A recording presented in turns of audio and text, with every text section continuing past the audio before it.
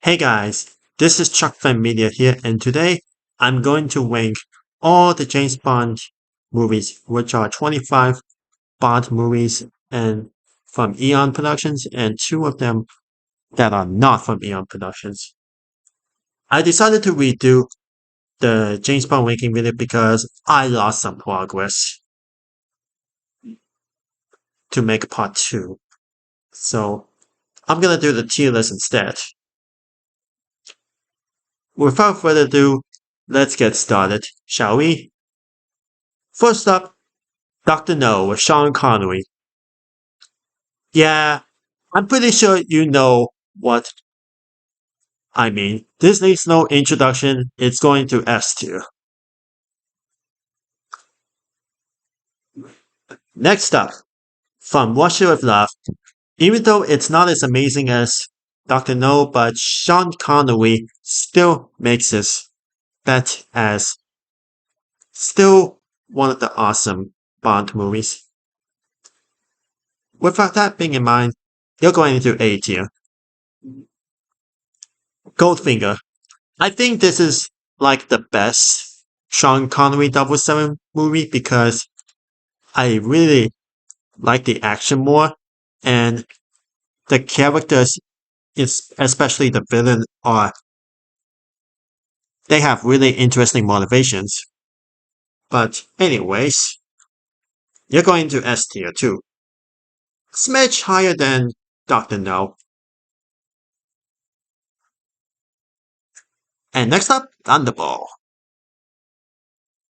Pretty sure think this will be in A tier. Cause it's another awesome Sean Connery movie. And next up is the first non-Eon Bond movie, Casino Royale from 1967.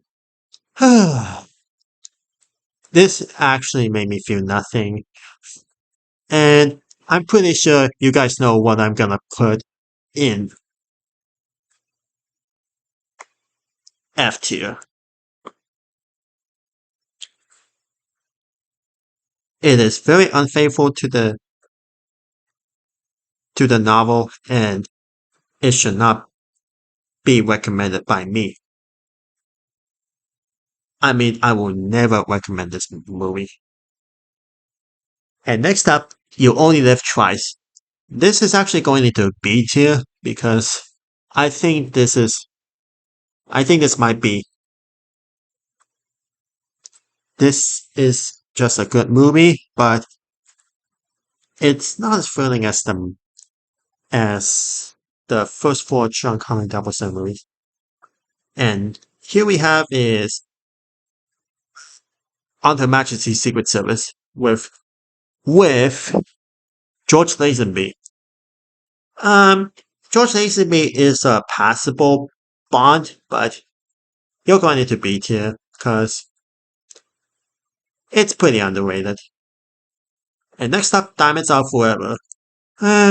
I think this is kind of a frustrating movie I've seen because I remember they had a cringy scene featuring Bambi and Zamba fighting Bond, and they wasted the potential of Blofeld being killed off, and this is actually the weakest in the Sean Connery 007 era during the Eon production series. C tier. Live and Let Die. Yep, this is going into a B tier because this is a pretty good start to watching more 007 movies. The Man with the Golden Gun. It's okay. Nothing too special. So this is C tier too.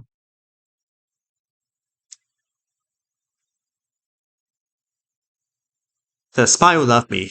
Easily the best in the watching more 007 movies.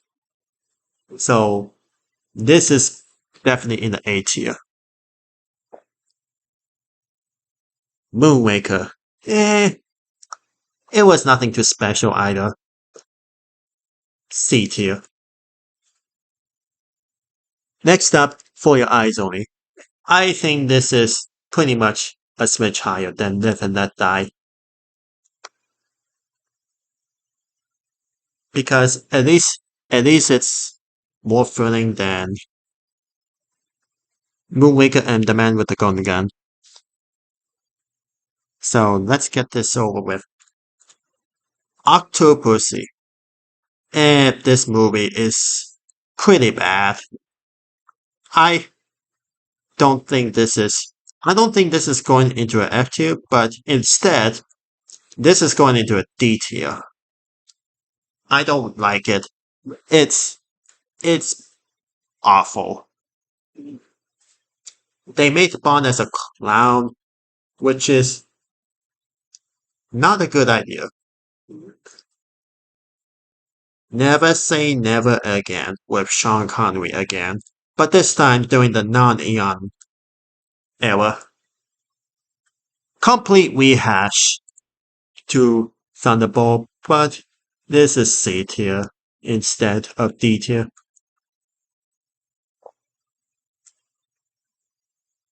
Next up is the last of the Roger Moore 007 era. A View to a Kill.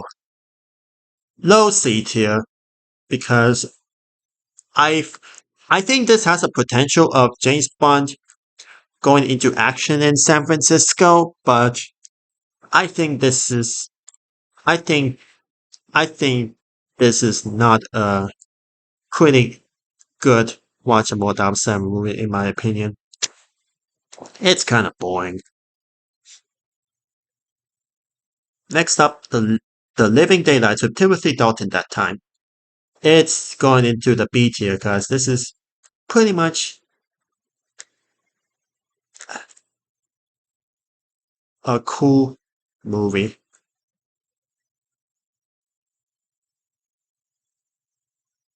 And Timothy Dalton is really good as James Bond. Good action. License to Kill. You're going into the B tier too, but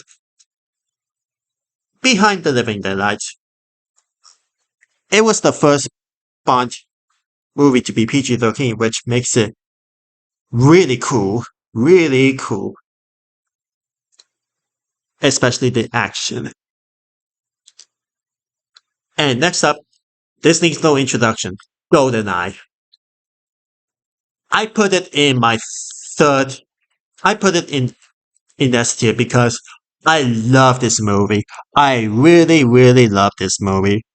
GoldenEye is truly the most awesome Bond movie during 90s. This is easily best in the Pierce Brosnan 007 movies too. So yeah, GoldenEye deserves no. So GoldenEye deserves the S tier. Next up, Tomorrow Never Dies. B tier. I think this is. I think this is not as great as GoldenEye, but I still have a really fun time with Tomorrow Never Dies. The world is not enough. I remember this is one.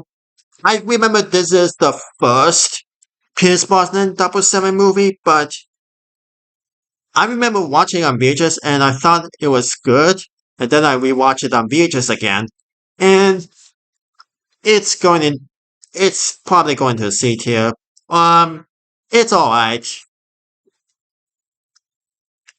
At least it's still enjoyable, but it's alright. And I'm pretty sure you guys know what the fuck I'm gonna put in Die Another Day. It is completely worthless. It made me felt nothing, and this is the worst in the Pierce Brosnan 007 era. What a spit in the face for the 40th anniversary of James Bond movies. Low D tier for me. And next up, Casino Royale from 2006. This is definitely going into the A tier. I love how you made it faithful to the novel. Good job. Quantum of Solace. Oh, I forgot. Casino Royale was pretty much an awesome start for Daniel Craig 007 era. Quantum of Solace is next. So I think I'm gonna put it into C tier. It's nothing too special. But it's the weakest in the 007 movie featuring Daniel Craig, but it's alright. Next up is Skyfall. You're going into S tier because how fun this movie was. Um, it's higher than GoldenEye. Next up, Spectre. Um, I know some. I respect people for. I respect people's opinion, but I thought it's underrated. Um, I remember some people didn't have a good time, but it at least, but some of us have a good time. Yeah, people are mixed with this movie, but Spectre is going into A tier in my opinion, because Christoph Waltz is a pretty good villain in this movie. He played Blofeld.